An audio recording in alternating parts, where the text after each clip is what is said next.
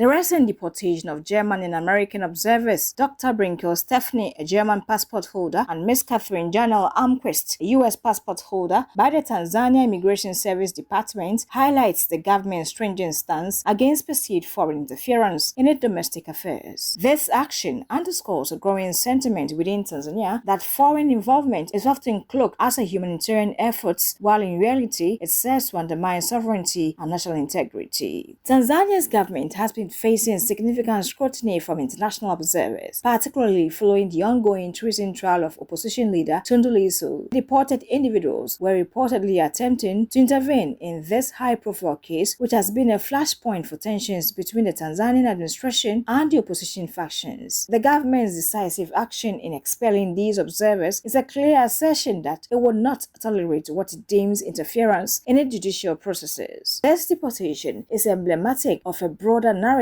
regarding views of neo-colonialism. Tanzania's leadership has been vocal about the constant interference from Western nations, positioning it as an affront to its sovereignty. This framing suggests that the Tanzanian government sees foreign involvement not as altruistic advocacy for human rights, but rather as a form of indirect colonialism seeking to influence or reshape Tanzania's political landscape under the guise of global norms and humanitarian concerns. Nje huko wanakaa Tanzania ifanye moja, ifanye mbili, ifanye tatu, halafu ndio itakuwa hivi. Who are you?